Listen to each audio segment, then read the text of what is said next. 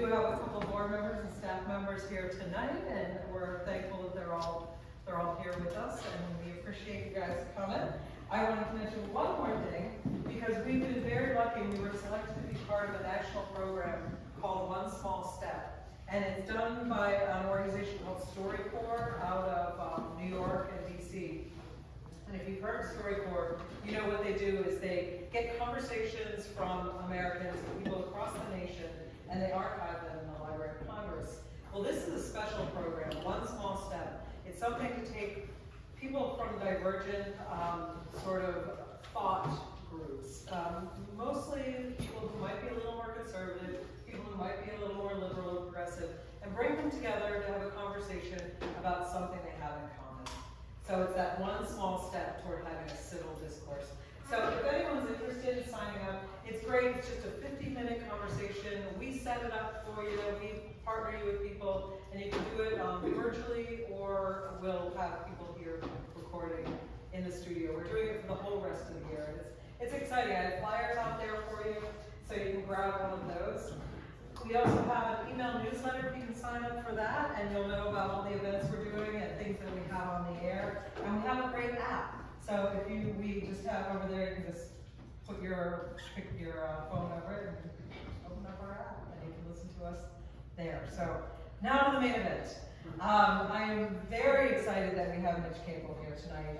He's been here before. I've been lucky enough to work with him on something called Night of the Griots when he was telling stories. And to get things started, I'm going to introduce Madafo Lloyd-Wilson, who will introduce Mitch.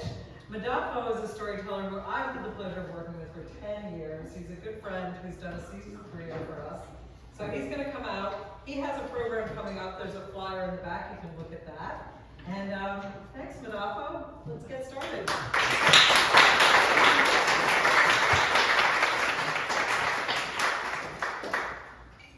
Thank you, everybody, for being here. We appreciate you. Faces I know from back in the day.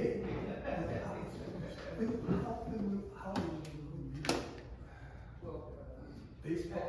Baseball, football, high school. Yeah, you know, people who've been with me all my life, around me all my life. Thank you so much for being here. Thank you, WHQR, for presenting this wonderful program. I say it's wonderful because I know who you are to listen. He is bad.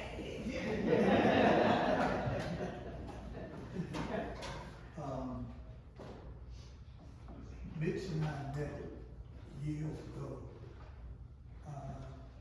We didn't even know we were meeting each other. We probably Mitch, was it at a festival? Yeah, library. Yeah, library festival. We met years ago. And I was just knocked out. I was balled over. Who is this guy? Who is this old young man? And I found out because I hung with him. We ran together. We've been traveling together. We've been telling together. And it's a pleasure. I'm honored that he would continue to come to Wilmington to be a part of anything that I'm a part of. And of course, Rhonda is my cousin. Rhonda is part of this fine situation. Just want to do something. Mine.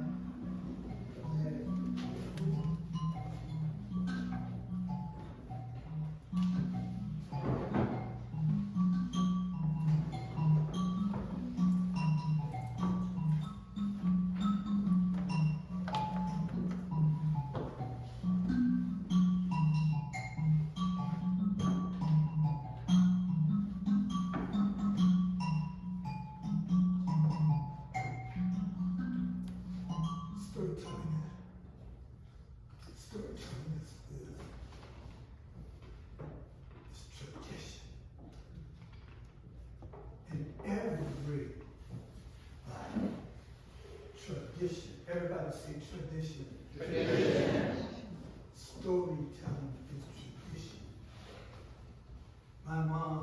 me stories.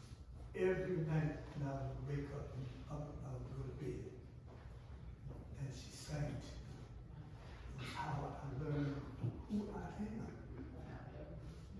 And that's how we learn who we are. It is tradition. Say the word again. Tradition. It's how men, we are being knocked upside the head because we have stood up to our responsibility as men, teaching our children, showing them who they are, letting them know where they come from, who they come from, how they come from. Our children, the most important element in the universe.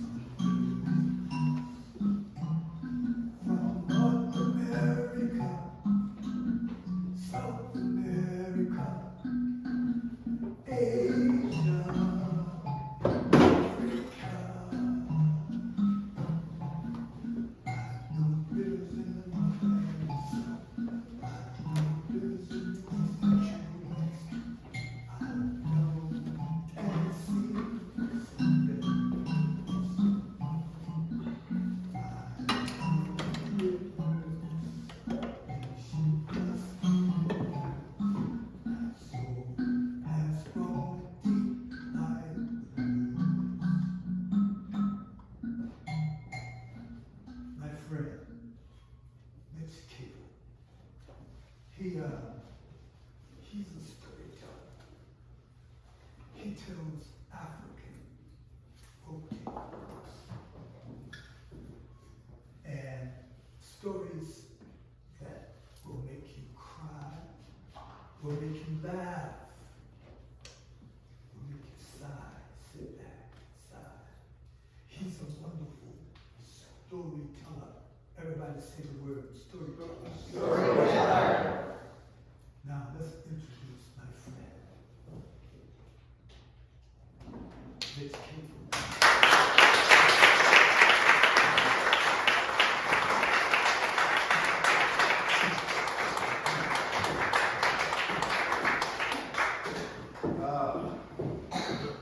Going to Dr. Wilson, what had happened was, I was just starting this journey as a storyteller, and I saw he was going to be at the library in Fayetteville, North Carolina. So I called in sick from work, and I went to see him, and he was packing his stuff up, it was over with, and I was like, I went up to him and I said, hey man, I'm going to start this journey as a storyteller, man, what I need to do. He started unpacking his stuff, and he said, you got to get some ink, man, you got to get some press. You gotta get your brochure together. You know, there was no internet and stuff like that. You gotta get a brochure together, you gotta get some press. And you gotta go to the National Association of Black Storytellers, and you got to meet Brother Blue. The best advice I ever got. I went and met Brother Blue, and that just elevated. Y'all Google him when you get a chance.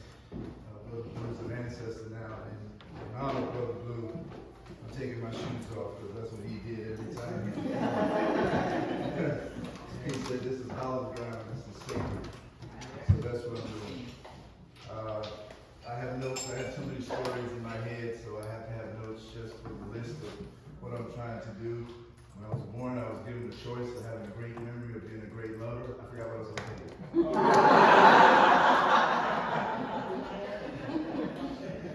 So this being, happy Juneteenth, everybody. Happy Juneteenth. Happy Juneteenth to you. What's up, brother?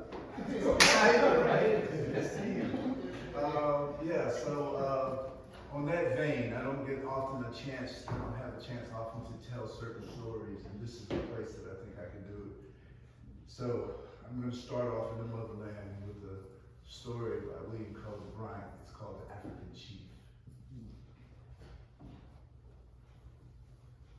Chained in the marketplace he stood, a man of giant frame, amid the gathering multitude that shrunk to hear his name.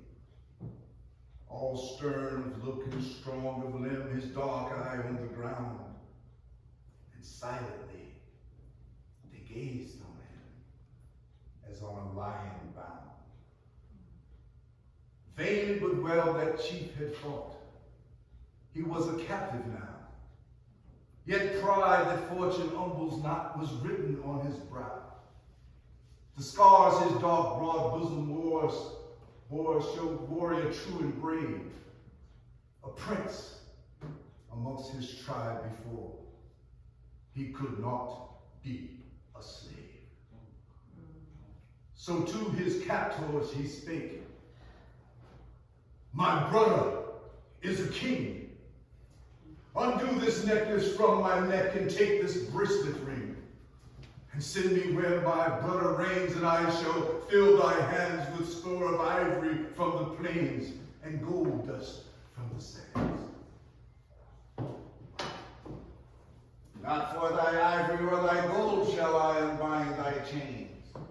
That bloody hand shall never hold the battle spear again.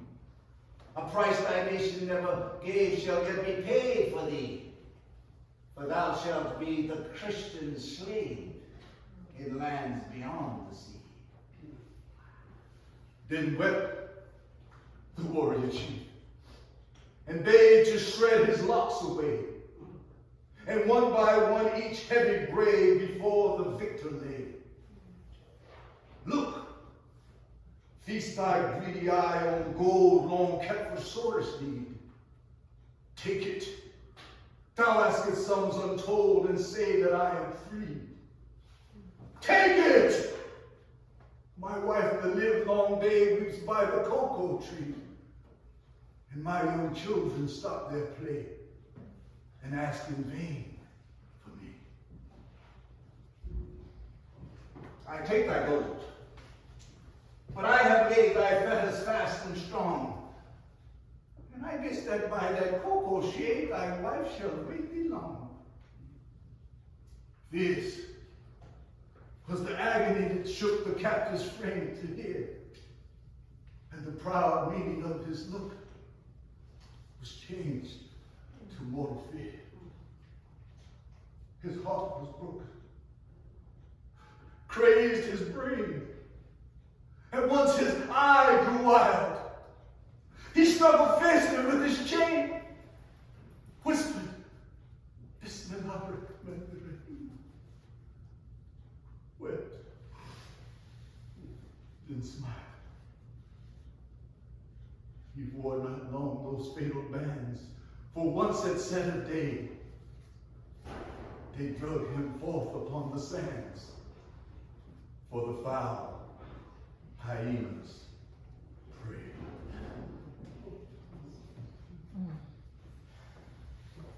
Ooh. Ooh. And for those who made the transition,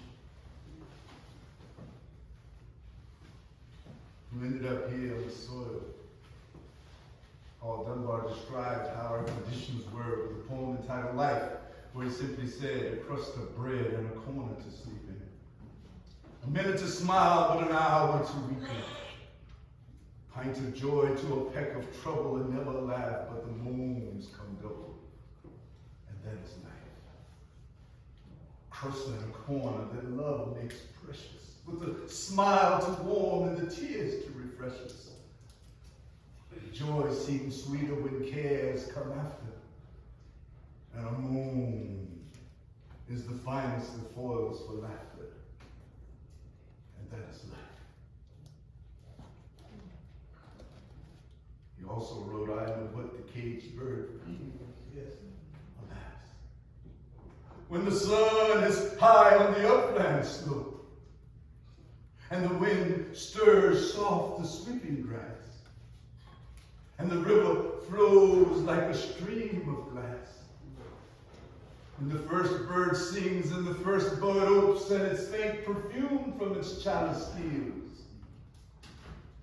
I know what the cage bird feels. I know why the cage bird beats its wing till its blood is red on the cruel bars. For it must fly back to its perch and cling when fame would be on the bough and swing. The pain still throbs in the old scars, and they pulse again with the keenest sting. I know why he beats its wing. I know why the cage bird sings. Oh, me.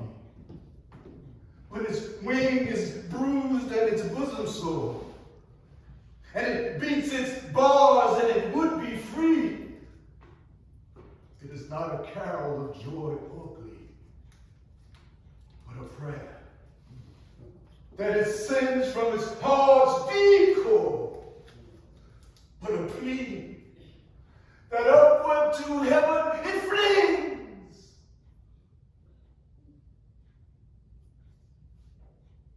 I know why the cage bird sings.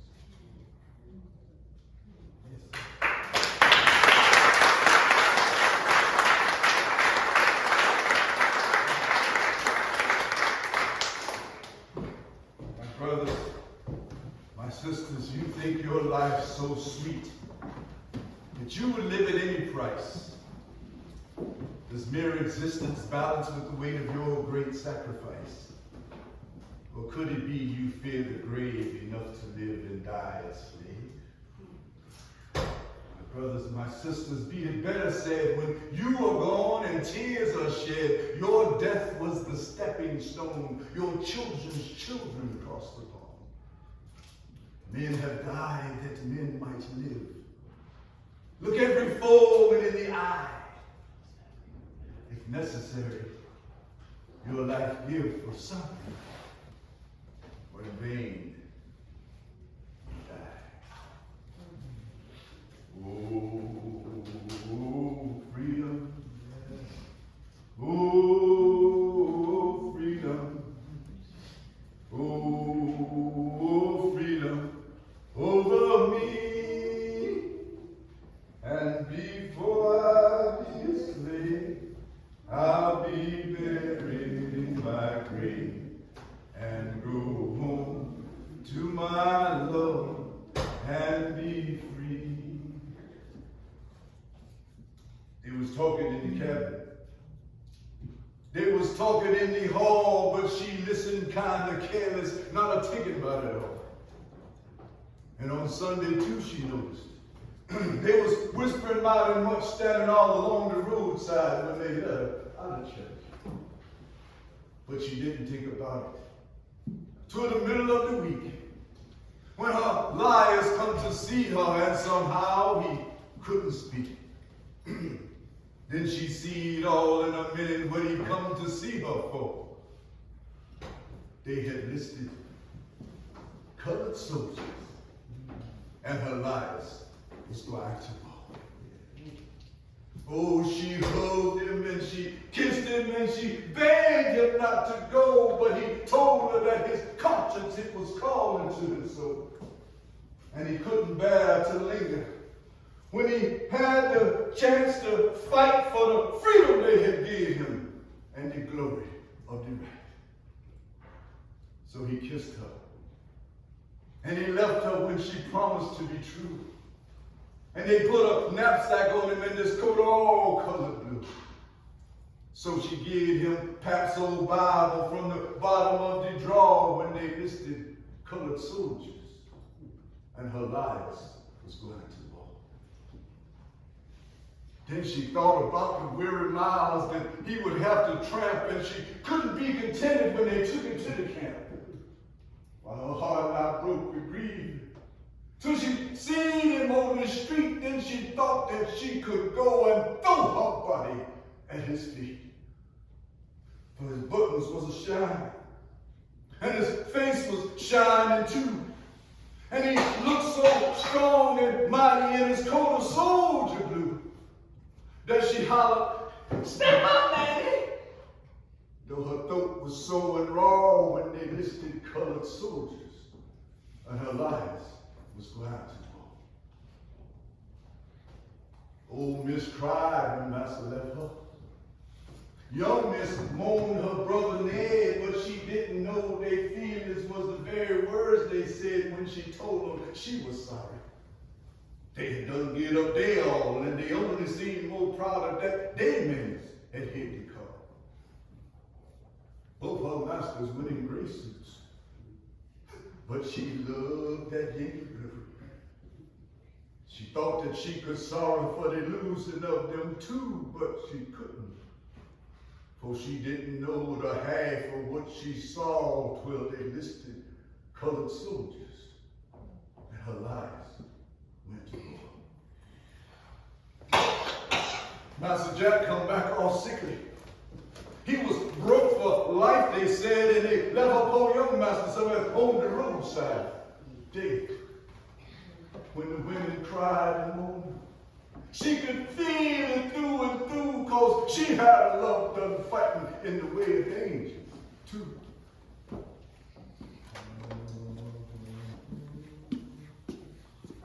Then they told her they had laid him somewhere way down south to rest, with the flag that he had fit for shining there across his chest. Well, she cried. But then she reckoned that's what God had called him for. When they listed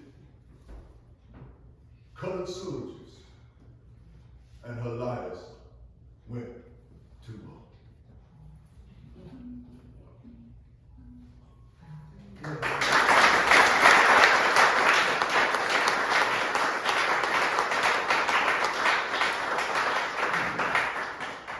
I'm a soldier in the army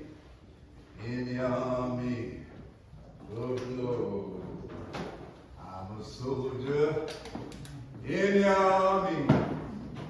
army of the Lord.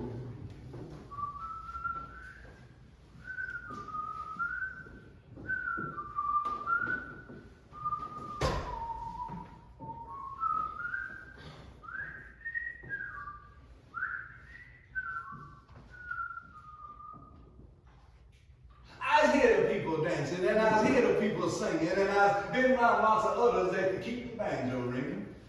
But of all the whistling folks I know that lived and died since Ham, the whistlingest I ever seen was old like Big Sam.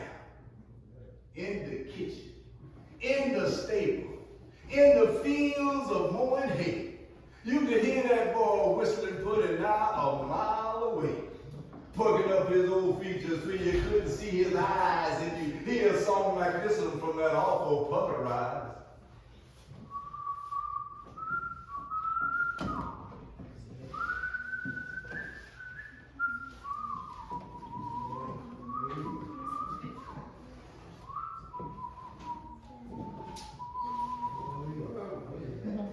When we had revival meeting, and the Lord's good grace was flowing on the ground that needed water, and where the seeds of good was growing, while the others was singing and was shouting right there, you could hear that boy whistling kind of soft beneath his breath.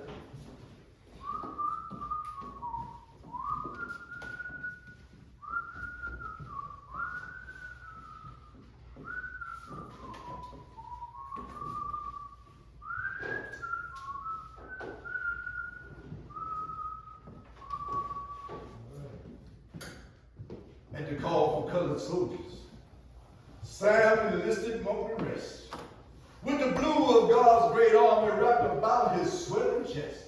And he laughed, ha ha, and whistled louder, in his youthfulness and glee, that the government would let him help to make his people free. Oh, there was lots of ties to bind him. His papa, his mama, and his Dinah. Dinah was his sweetheart, and it was a nary fight. But he left them all. I tell you, like a king he marched away, tried his level best to whistle, happy, solemn choke he gave.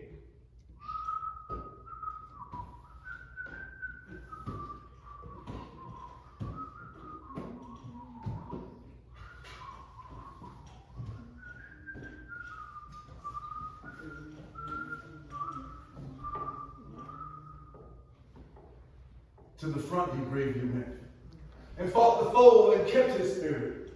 And his comrades said his whistle made him strong when they could hear. When a saber or a musket cut some friends of his down, and the time had come to trenching, and we all would gather round, and no one could sing a hymn tune. Maybe none of us would care. Sam would whistle, "Sleep in Jesus," and we know the master here. In the camp, all sad, discouraged, he would cheer the hearts of all when above the sound of labor you could hear his whistle call. Who pay me my money down. If you don't, you go to jail. Pay me my money down. When the cruel war was over, and we all come marching back, there was cries and shouts and blessings all along our happy track. And all our folks was happy. Souls and bodies both was free. Why, it seemed like the Redeemer must have been on earth indeed. Yes. Late one evening, we were standing around our cabin door, and we heard somebody whistling kind of soft and sweet and low. Though we couldn't see the whistle, the hymn was clear and clear. And we all stood there listening until Dinah shouted, "Sam!" And we seen a little brown man way out yonder through the trees, with his face all in a pucker, making just such sounds as these.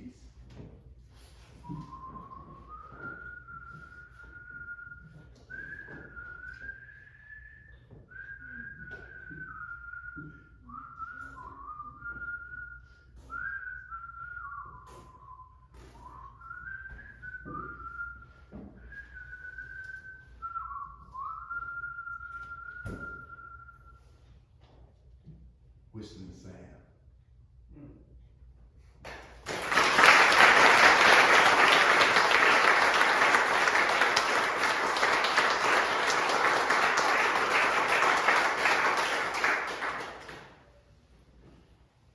If the muse were mine to tempt it, and my feeble voice were strong, if my tongue were trained to measures, I would sing a stirring song.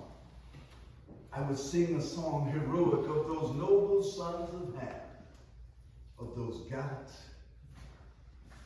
colored soldiers who fought for Uncle Sam. In the early days, you scorned them, and with many a flip and flout said, "These battles is white man's, and the whites are fighting out." Well, up the hills you fought and faltered.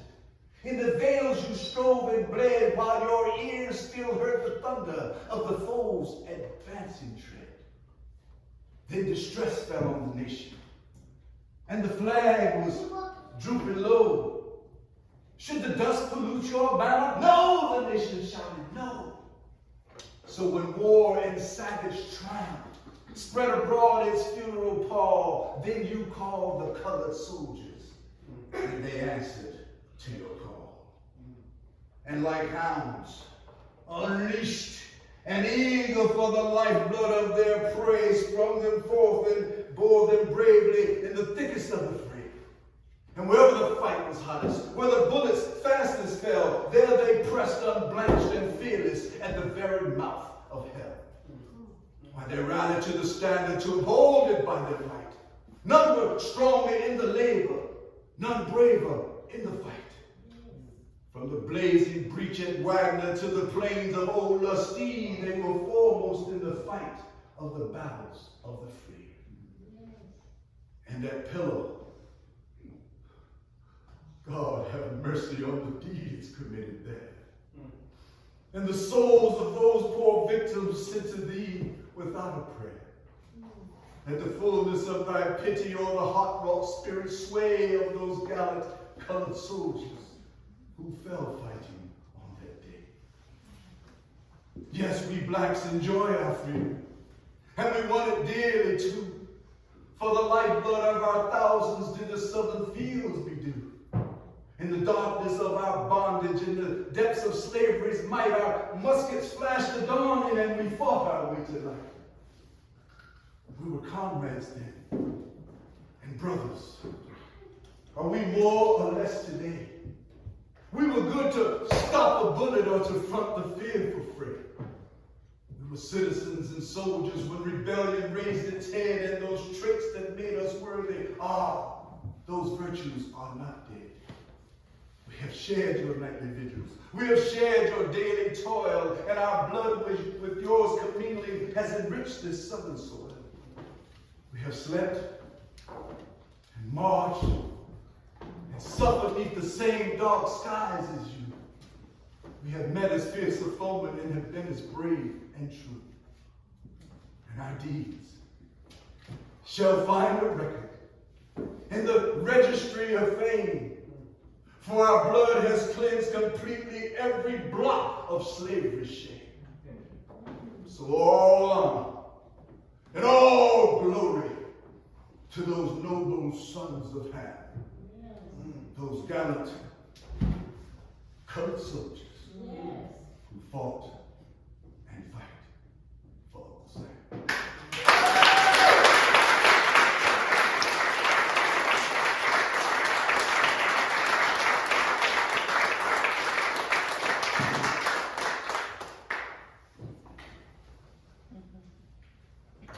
Well, it come about one Christmas. Nanny said 'twas 1854. When old Master's crew of Negroes actually tried ourselves, you know. James had stole a pound of tobacco. And my Aunt Merlina West toted off a ham and turkey from old Master's in her dress. Well, I can't begin to tell you what us black folks did steal. And old Master couldn't catch us, though we was audacious, boy. Master kept thinking, if he couldn't catch us, he gonna beat us half to death.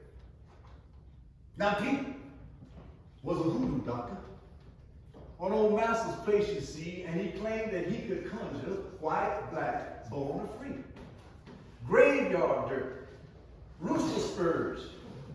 Shucks, I don't know what old Pete did conjures for us people. Hands, jacks, and rabbit feet. Howsoever, all those people who had one of Peter's things could outrun the dogs and Master like as if we went on wings. Stealing now was naturally tempting, and the crops was out in fruit. No more work till February, and then nearly Christmas too. Well, it happened. Christmas Eve night was a drizzling, freezing cold. And we know the old Master, he'd be curled up in his hole. So did Peter, who was always mighty hungry. Woke me up between 12 and 11, asked me, how'd you like some grunner? That's a pity. When that man mentioned grunner, Mandy rips up there in bed. Helps me with boots and breeches. Reverend directly, Pete, I see. Mandy fixed the pot and kettle. Her and children was awoke. All was rejoicing, cause Daddy gonna bring home some Christmas folk. Well, it happened. It happened.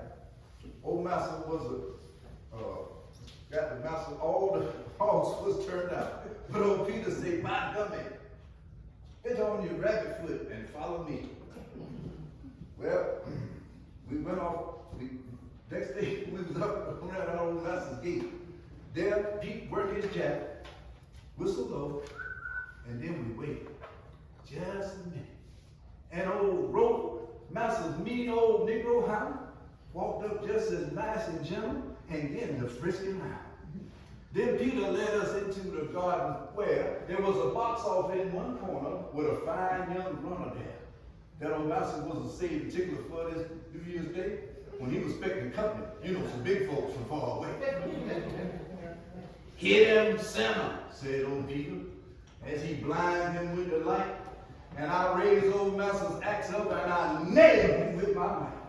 But he squealed, "Whee! Spider heaven. Child, I stabbed him in the throat, picked him up, and all such running. Me and Peter and that shook. I was leading with the grunt, popping flying across the yard, followed by old country Peter. Man, I was running hard. Twin old Mrs. Blame old clothesline caught me right beneath the chin. And it like it took my air out, but it like it took my head off. Child, it took me out of wind. And it flung me heavens, honey, right against old Peter too. There us big bros had a mash and smash for two. And old Master Miss come running with the cow highlighting gun before we raised. And what y'all reckon that burned Peter done? He just grabbed me in the collar and he helped me to the ground. And he hollered, "Run, quick, Master! I don't got the scoundrel down." Master and Miss both come running in their night clothes and they say, "Hold him, Peter! Turn him over right away." Folks, old Master, that old Peter bit me over that old carcass of a hog, and old Master with that cowhide everlasting walked my lawn. While that white man beat me, and he beat by gum, Plum forgot that he was freezing for the frost had made him numb. Well, they had to quit a freeze one, so he gave old Pete the light. Told him the tails and the instruments was his reward for acting right. And to see I skinned and gutted, cut and hung that grunter up, and old Mrs. went and got that boy a pint of wine out and a cup. Well, I skinned and gutted that grunter, and I cut him up also all the time while I was cutting. I was begging Pete, you know, for hanging him in the smokehouse. Peter couldn't stand to hear me beg. While he was gone, I beat him out of the nostrils. I pulled him down my britch leg. Old Peter come back cussing. I just blamed it on no rope, standing there licking in the pan. And I left old Peter cussing with a jack out in his hand. When I got home, wife and children all come gathering me. Says, "Juba, you smell like runner. But no sign of hog I see." Johnny says, "You grab this one, you grab this one, Sally Ann. Jude Maria, yeah, Daddy. Come quick, girl, get your pappy at that pan." Jude Maria fetched the pan. John and Sal both made a pull. Off their boots come, and that dish bag filled with Well, man, it lit right in there on them, and the children could speak. Bless the lamb, they packed up, got them crisp enough to last a week. And them hashes and them chickens, though I did have to be beat, I'd rather have them chickens than to be old Hoodoo Pete.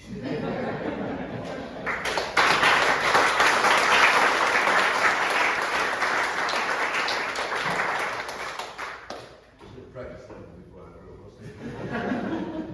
It said, I had a choice, memory level. Back to Dunbar. It was Christmas Eve. I minded for a mighty gloomy day. Both the people and the weather, not a one of us was gay. That's when it happened.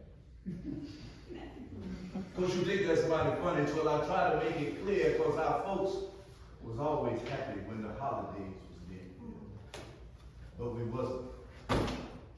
For that moment, the master told us we must go. He'd been paying us his freedom, but he couldn't pay no more. He wasn't never used to trying, for he got so poor and old, and he's going to give up trying, and the homestead must be sold.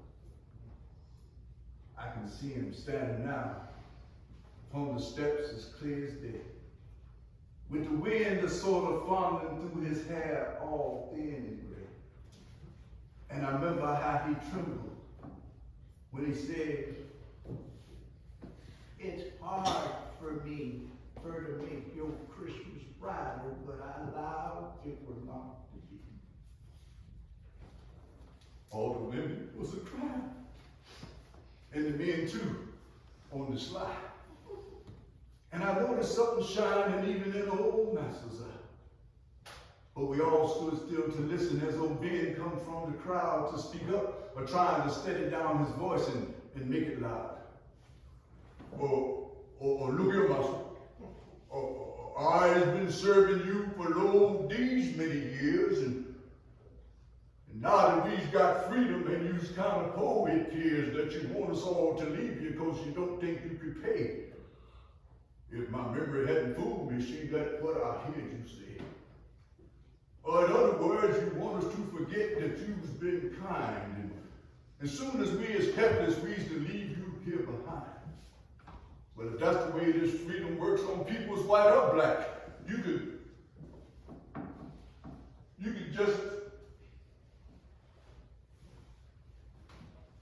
just tell Mr. Lincoln for to take that freedom back.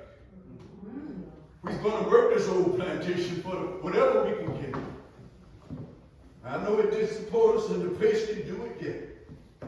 Now the land is yours and the hands is ours, and I reckon we'll be brave when we bear as much as you do when we pass the street and see.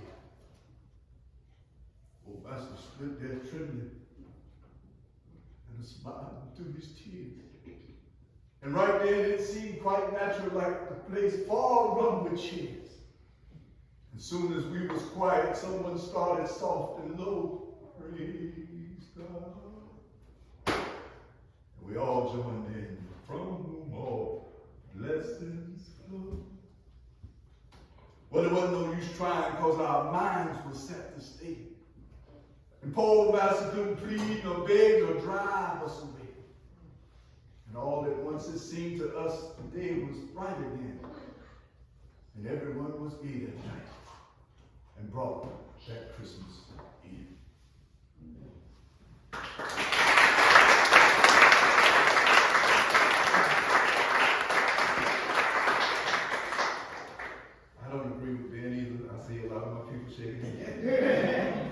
But you have to understand, after emancipation, you had a choice. You had a choice. We had some difficult decisions to make.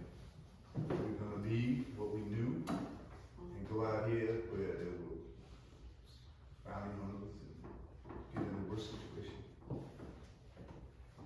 Most of us left looking for family members that had been ripped from us.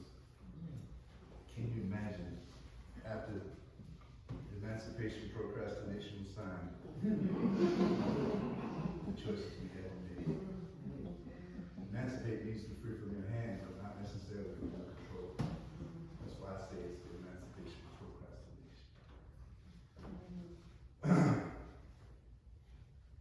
Henry Franklin Bryan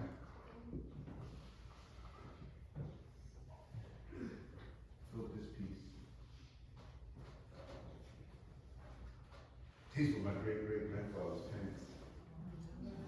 Big John Dawkins from 1860. These were his nickels. He was a big man.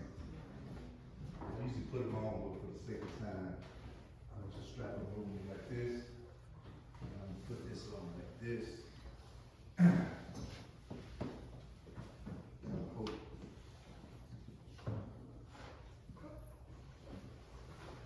Well, the young'uns all is snowing. So's their dads and mamas too. Every living soul and sleeping man, except in me and you. And you hand me Sarah Melindy. She can sleep in Grandpa's arms. And just draw your chair closer so that I can review your charms. Love, frost of time and white on every strand and lock of hair. And the years have pinned their pistols in that face once young and fair. And the light no more and sparkling like the sunshine from your eyes, which by faith am calmly looking towards the mansions in the skies. And your cheeks have lost the roses which in young days used to bloom, and your head, my head like yours, is blossom for the crown beyond the tomb. Mammy, little Sarah Melindy is the very spit of you when we met and loved and married way back then in 1852. and the dogwood tree and standing down the hill there by the spring. We used to do our love. We used to pray and sing. And that midnight when we married, Mrs. spread a blanket there. And if happy makes an angel, on that night, we was a pair. I've been sitting here reading in the gospel written by John in the place where our old missus used to love to dwell upon. In my Father's house, there are many, many mansions, and I go to prepare a place there for you. That's the most she read, you know. And while thinking on that subject, Master Mitch come back to me, and I see him just as natural as in life they used to be. Our old Master. Won't he kill you? Yet he was a good old man. And I believe as you do, man, that he'll reach the better land. One thing made me love old Master, though he used to put me through. He was kind to all our young'uns, and he was so good to you. Never in my life, and I know him clean down till he got sick, that he ever on a woman laid a single angrily. And he never sold our people. And if one had run away, he'd get no dogs to chase him. Down to his dying day, our old Master thought it sinful just to treat a helpless slave, and I have to love him for it. So tonight he's in his grave. And you know I learned to read and write a halfway decent hand. Because I told you how I done it. John and Henry in the sand, when we go swimming Sunday, they would make the alphabet. And I try to make the letters, and they laugh to a split the feet. But they kept fooling with me. And I tried with all my might. For the last old Mr. Junebug got the gift to read and write. But at last old Master caught me. Seemed to spoil his earthly joys because I had to name my teachers. And I told him 'twas his boys. Child, you know I thought the cowhide wouldn't rap on me to sin, but old Master took my hand and spoke to me as friend to friend.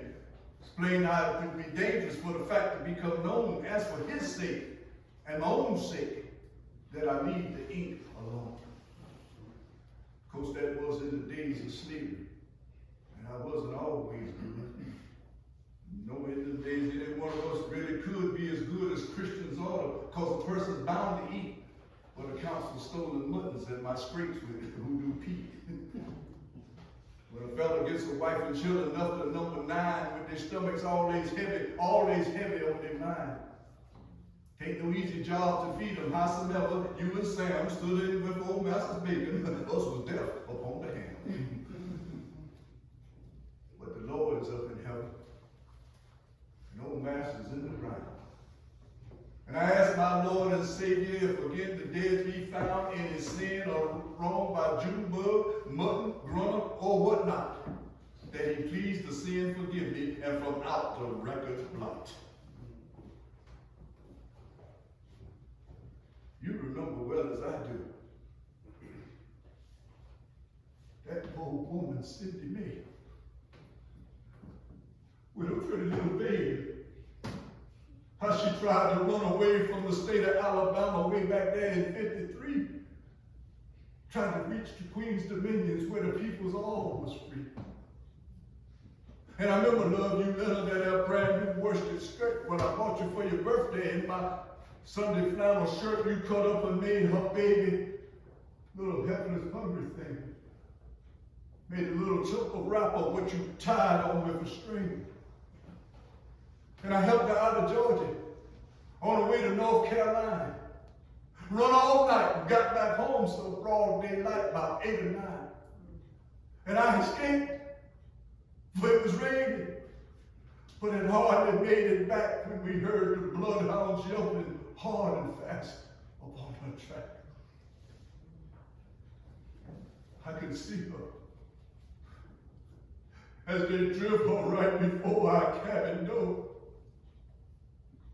with her bloody little baby, what the hounds had killed, you know. And I still can hear her screaming, "Ah!"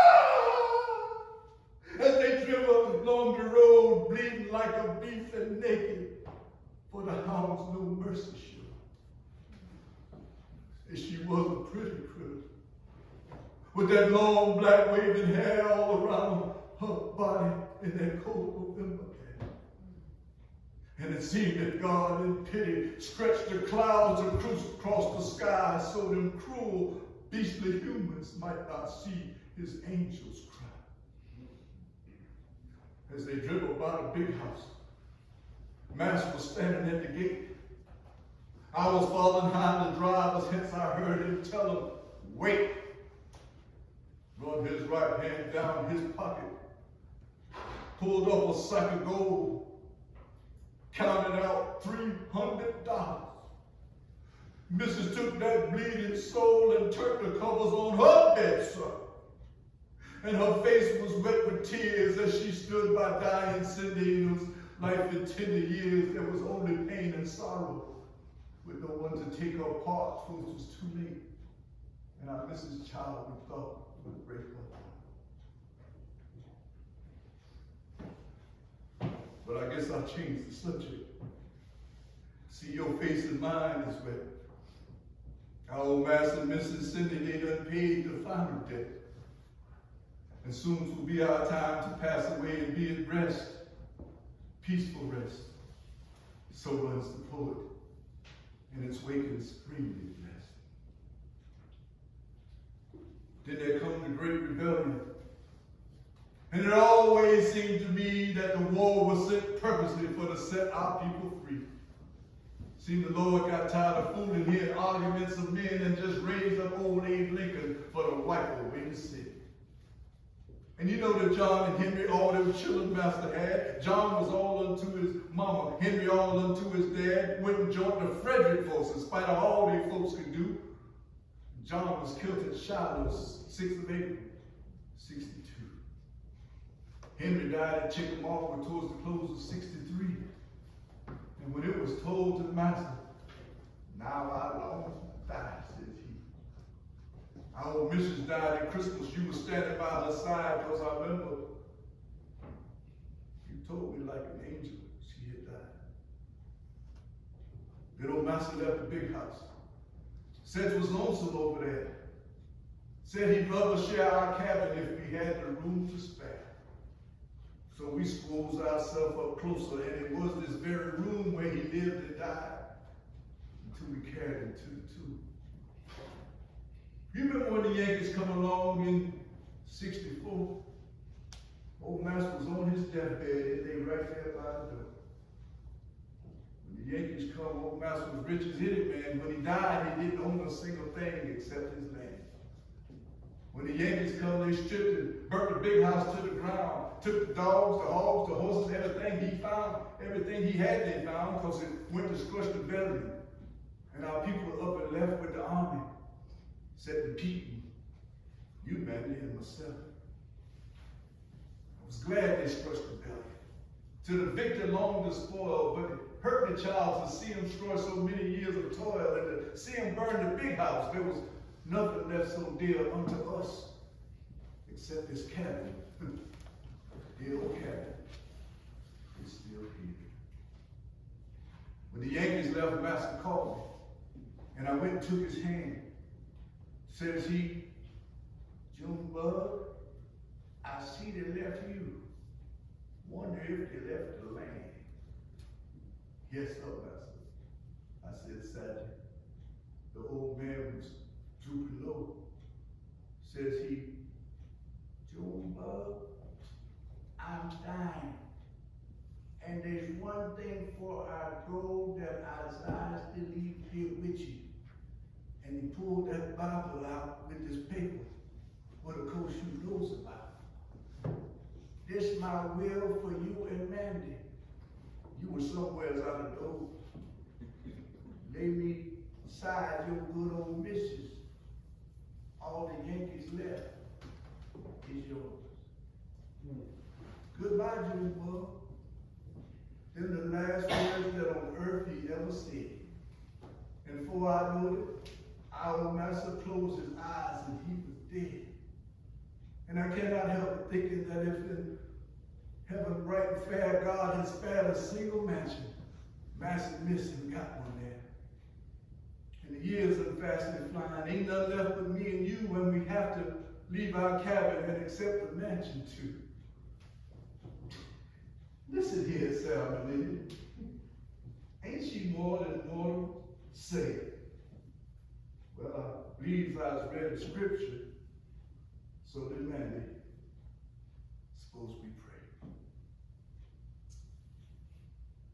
Henry Franklin Bryan.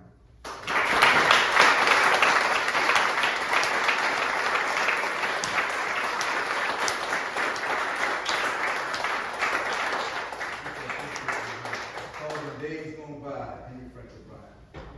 He wrote Christmas Run also.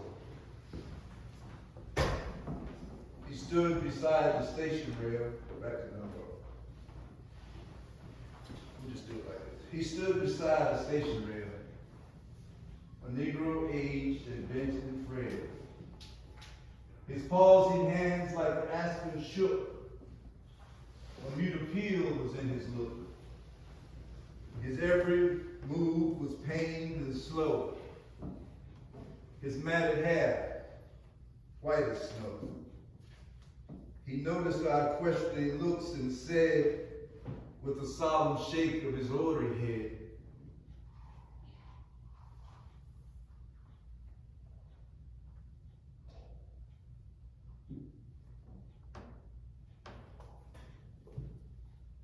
I know you're wondering, and where you may, where old man like me is going to be. I lived in this town for 30 years, know the life of joy and tears. I labored hard year out, year in. Now I'm going back again to the bluegrass meadows and the fields of corn in the dear old state where I was born. It's the same old tale that I have to tell, and there's but few of my race with those that well.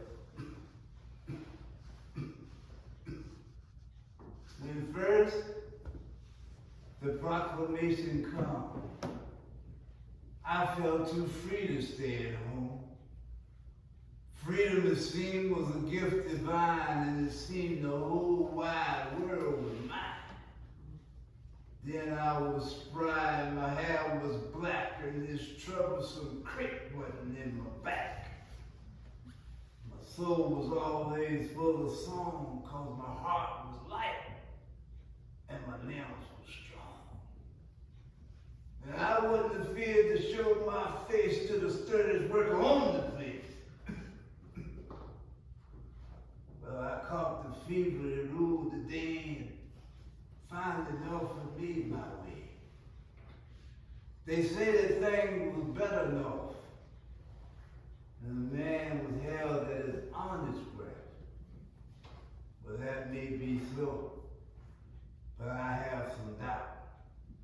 In 30 years ain't knocked it out. Oh, there's lots of things in the North to admire. Though they had the warmth and passion and fire that all my life I've been used to seeing and thought belonged to a human being. And the one thing I did surely miss was that real old Southern hardness.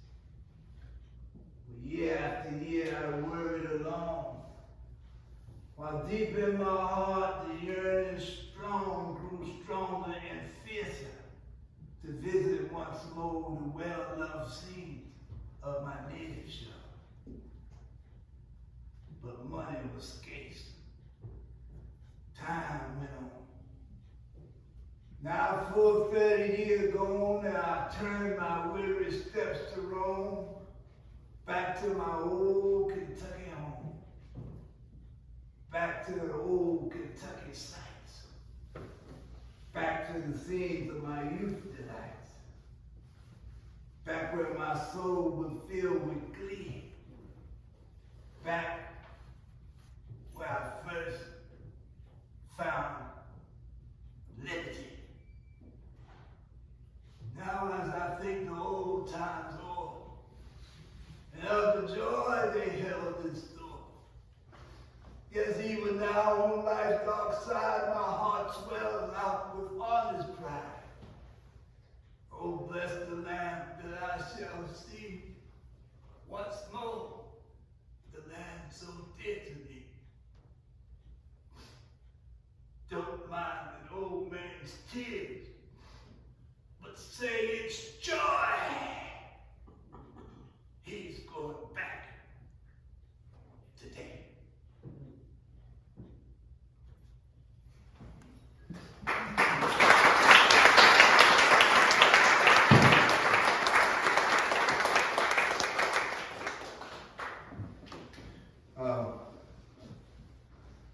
Switch gears.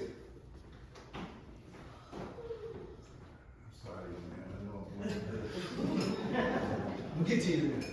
I gotta get this out of my system.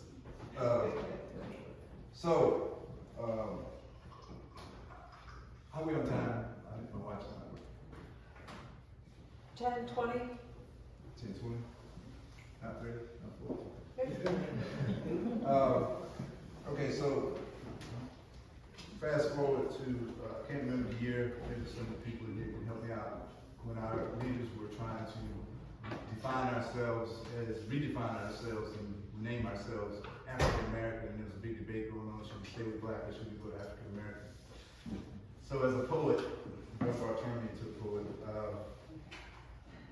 I got a pen and paper and I wrote this piece called Words. Can't remember the year, but it goes like this.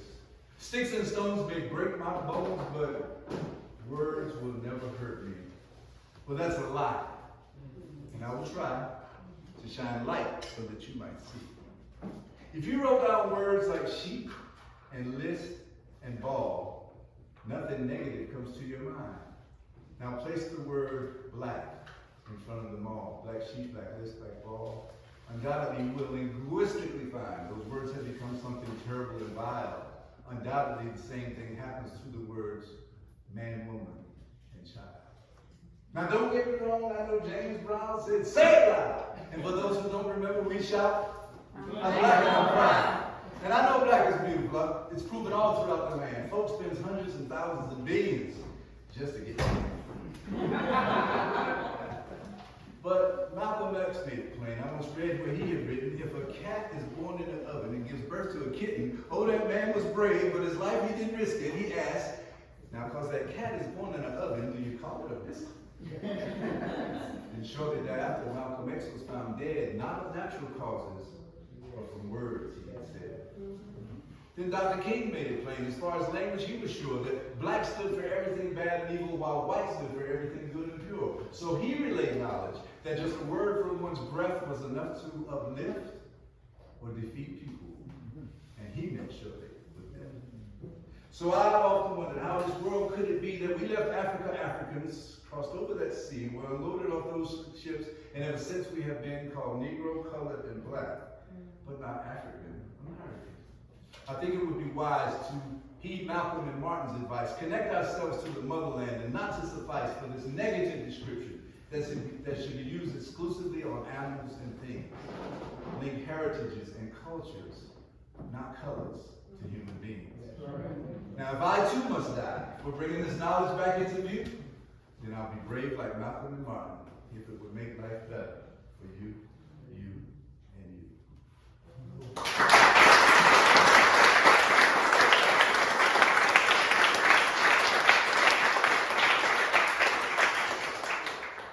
And also on that note, one of the things I learned when I joined the National Association of Black Storytellers from Bob Jamal Graham, another mentor, we don't use the word slave. Even though I used it a lot tonight, it was Dunbar and Henry Franklin Bryant. I cringe every time I use it because it was explained to me that we were never slaves. We were captives. The slave loves what they do. My brother loves chocolate. He can't walk by the store without going in there and getting some chocolate because he's a slave to chocolate. He loves chocolate. We were never slaves. We were captives. We were trying to get away from that situation. Prisons. Exactly. So a lady asked me a couple of weeks ago, she said, I'm confused. Do I call you black or African American? Which should I use? I said, why don't you just call me kidnapped American? Let's get it. Let's cut to the chase. going to try to tell a poem. August 18th, the last year, I lost my son. He was 2 days away from turning 50 to the boogeyman, the COVID. And he had just became a spoken word. He just found out what he wanted to do with his life. And he became a spoken word artist. And in 2019, he won Spoken Word Artist of the Year. Wow. Bad to the bone.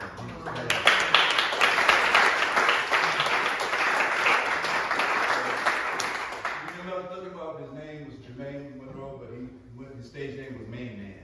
That was his name. And he designed all the children's book for Joe's Farmer. He's an artist, just a beautiful brother. Did a lot of mentoring up in Durham area. They still have a tribute. So every year we have a Main Day now because he was planning his 50th birthday party, and we had it anyway. All his friends from California, from Atlanta, all over came and we celebrated until the sun came up. But anyway, to honor Main Man, my favorite poem that he wrote, and hope I can get through it. When I heard it, I said, wow, this dude is bad. It's called Lion King. Yeah, right? Get some water. My nephew's favorite movie is The Lion King. So I took him to the zoo. Because on display was an African lion born in captivity. He was beautiful and majestic, and when he let out a mighty roar, he demanded respect. Even a half a third world away, uprooted from his Saharan grassland and slave ships in Samaritan soil to be replanted. I wondered if he was renamed. Was he now an Afro-American lion? The overseer, zookeeper, said his real name was actually Karabo, which in Eastern Africa meant a gift from God. But here, below the Mason-Dixon line, everyone just called him Bo, as if God's gift wasn't good enough or Negro was already taken. I wondered if he had a last name, one that could be traced back to his saber-toothed ancestors. However, here, one that could be traced back to his saber-toothed ancestors. However, National Geographic proves that it ain't where you're from, it's where the plantation's at. That is where you get your surname, sir. The corporate master that owns it, that trapped it in its most unnatural of habitats and fed it scraps. I wonder if he still knew how to hunt. Could he provide for his family, or did he not have enough pride in his tribe? You see, when you separate cub from kinfolk, it becomes dependent, domesticated like a pet. Oh, how privileged one must be when house cat becomes too boring, so Hakuna Matata that you have to start willing at your big game right before posting for those pictures like they sell up at the gift shop. You would think something like that couldn't happen in this country because that would be inhumane. And heaven forbid, some red-blooded American, some 5/5 of a human being should accidentally on purpose jump over that fence with any type of self-defense, and that wild animal have to show just how fierce he can be if they don't kill him first. The lion tamers would have to whip him back into submission before he could show his own strength. That's what you have to do to keep the king of the jungle in a cage. Strip him of everything he believes in. Straighten out his nappy mane to make him look more mountain-like. Teach him proper etiquette by putting more posture in his prowl and more purr in his growl, making him look more pretty while sitting up at the big house, licking his wounds, scarring his brother with jealousy until he becomes a backstabber, the opposite of his brother's keeper, which is what divides us like the Middle Passage. You can take the lion out of Africa, but can you really take Africa out of anything? Stop lying to yourself, King.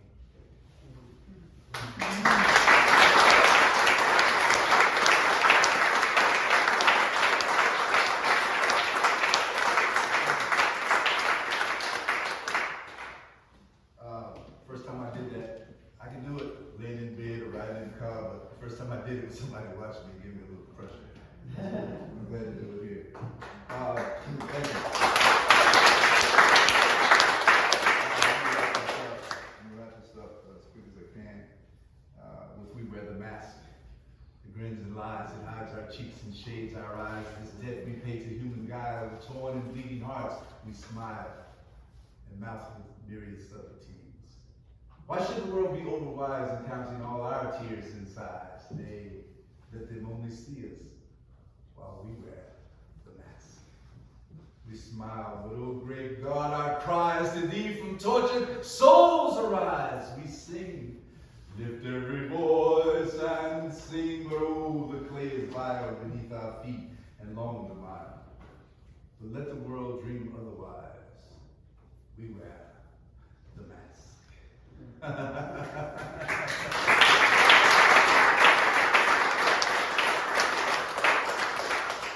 course, when we had to wear them, I rewrote it to say we wear our masks to protect lives. It blocks contagion, so the virus dies. This inconvenience we do for humankind with hearts and souls and conscious minds while washing our hands and being socially distant. It's a good sign. Okay, I'll stop there. No, but it goes on. I'm not going to get into politics. Y'all look like a good crowd. So, speaking on we wear the mask, I have an uncle. He was my great uncle. He was my grandmother's half brother because Tip Stevenson Lee was married twice. He had 12 children. His first wife died. He remarried Addie Dawkins, who was the daughter of those parents, and had more kids. But Ed Lee lived near my grandmother in Winslow, North Carolina, out in the country. Y'all don't know about the creek. But anyway, y'all city folk. But he lived out in the creek, and Ed was, everybody thought Ed was really dumb because he stuttered and he didn't have an education. But he was my favorite uncle because when I go see my grandmother, Ed was on my level. We could chill together, right? So Ed, we would go up to Pratt Gallery Moore store. It was about a mile and a half walk up to the store. And Ed would always give me some candy and stuff when I would visit. And when we get close to the store, those good old boys would be out there playing checkers, and they'd say, oh, here come on dumb Ed, here come on dumb Ed, watch this, watch this. And we get up there, and one guy would hold out his hand, and he'd have a nickel and a dime in his hand. And he would say, Ed, you can have any one of these, which one you want, boy, which one you want? And Ed would pick that dime up, and he'd look at it, and put it back, and he'd pick that nickel up, and put the nickel in his pocket, and they'd laugh, oh, look at it, you think that nickel's worth more than that dime because it's bigger. Oh, dumb Ed, made a fool out of him every time we went up there. One time we were walking back, I said, okay, Ed, you know good and well that dime is worth more than that nickel. Why do you keep letting those people make a fool out of you every time you go up to the store? Okay, he said, well, I got to figure like this. The first time I take that dime, they're going to quit trying me.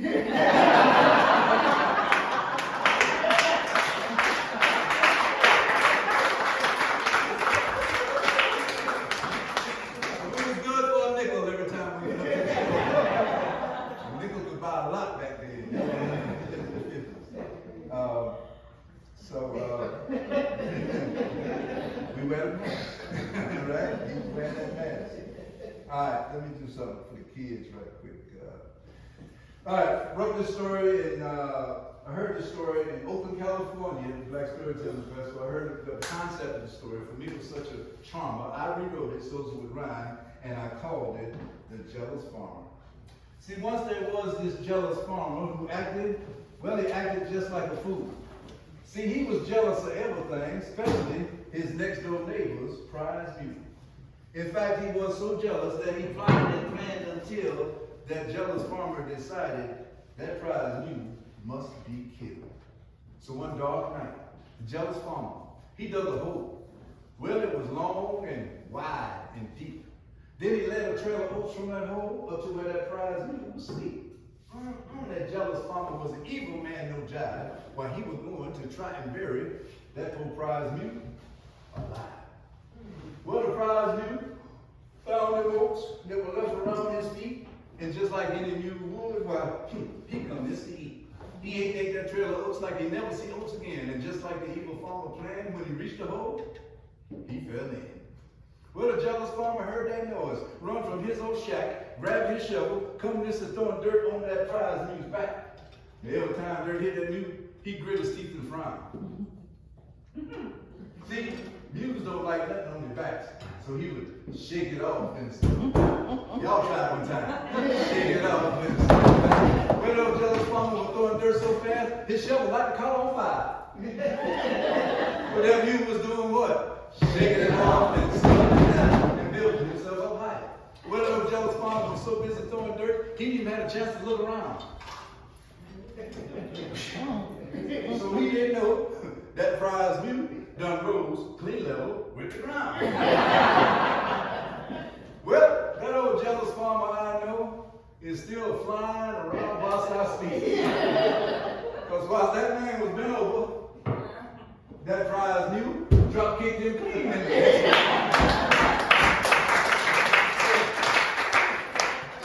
So dirt, like insults, prejudices, or pressures to do drugs cause you strife, what you gonna do? Shake it off and rise to a higher level in life. And if you should have inside obstacles, like the way you think or act, you must be strong. Change your way. Remember, it's a fact.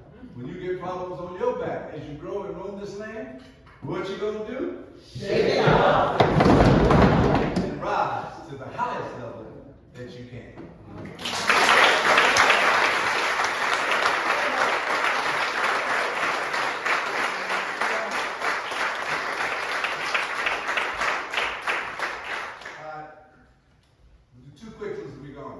Alright, watch this. This is for the kids. Y'all can play too. Granddaddy Junior don't have a lot of money, but I do have, I do have a $2 bill. Who wants it? Who wants it? No, rich folks. Very good. Alright, watch this. Who still wants it? Very good. Okay, watch this. Who still wants it? Okay, watch this. Who still wants it? Okay, put your hands down. You learned a very important lesson. The lesson is this. Although I took this $2 bill, I balled it up, threw it to the ground, and stepped on it. It was still worth $2, right? Same thing holds true for you. It might have already happened, and one day it may happen.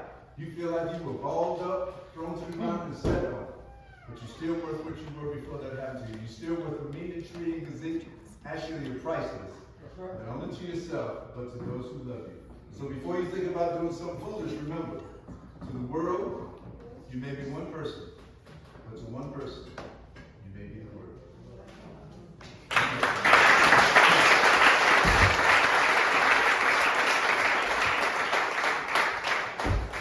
Sure. Your team needs me. What's your name? Aiden? All right, Aiden, I'm going to give you this $2 bill, but there's a homework assignment that goes with it, okay? You up for it? All right, look on the back of the $2 bill. There's a big event going on, right? See a lot of people gathered together. I can tell you right now, it's not a sign of emancipation procrastination. But if you look real close, there's an African-American man sitting right there. You see him? All right, your job, Aiden, is to find out who that man is and tell everybody you know, okay? Can you do that for me? Just Google black man on the back of the $2 bill.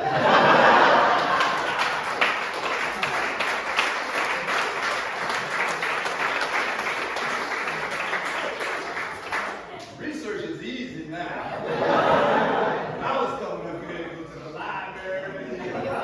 Yeah, go down the aisle, get an index card, find it, try to hope it's there when you get there. If it's there, you gotta take it off the shelf, sit down with a pen, pencil, paper, and copy the words up. Alright. Now you just pull out a phone and ask Siri. As a quiet little seedling lay within its darksome bed. To itself a fellow talking, and this is what it said. I am not so very robust, but I'll do the best I can. And that seedling, from that moment, its work of life began. So it pushed a little leaflet up into the light of day to examine the surroundings and show the rest the way. The leaflet liked the prospect, so it called his brother, Stem! And 2 other leaflets heard it and quickly followed them. To be sure, the haste and hurry made the little seedling panic. But almost before it knew it, it found itself a plant. The sunshine poured upon it, and the clouds, they gave a shower, and that little plant kept growing till it found itself a flower.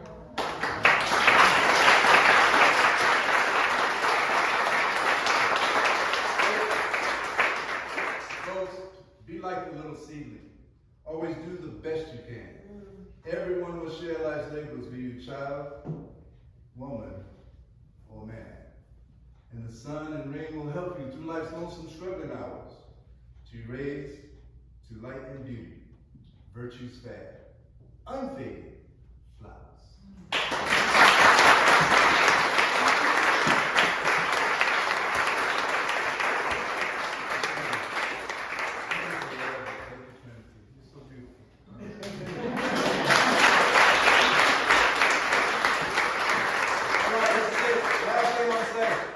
I've been here in Wilmington for a day or two and say it's going to be hard as bricking oxen for me. Folks always talking about their friendship and their hospitality, but they hadn't talked about it till they just been here to see. See just how you give me welcome to the best that's in the land. Feel the sort of grip you give me when you take me by the hand. Hear you say we're glad to have you. Better stay a week or two, and the way you treat me make me feel that every word is true. Feed me. Till I hear the buttons cracking on my Sunday best. Haul me around to see the wonders till I have to cry for rest. Drink to my health and pet and praise me till I start to feel as great as the sheriff of the county or the governor of the state. When I get home, my wife gonna think I'm crazy because I'm gonna go on so and Nels, he gonna say, goodness gracious, granddaddy, can't you talk about nothing else? Well, play governor, I'm just tickled being tickled, ain't no sin. I've been here in Wilmington at WHQR. I ain't left yet, but I want to come again. Thank you.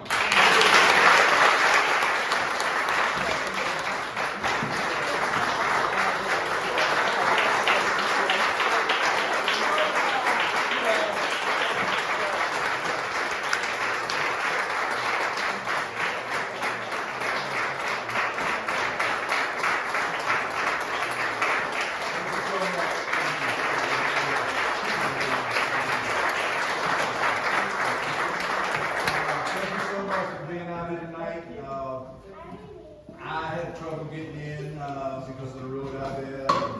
We made it through, so appreciate y'all sitting through this. I hope you learned something. Hope look up the artists, Paul Dunbar, Henry Franklin Bryant. Might have been some James David Carruthers in there, I'm not sure. But thank you so much. Anybody have any questions? Anybody have any answers? You don't want to, I'm gonna go full. Thank you so much. Happy Juneteenth to you.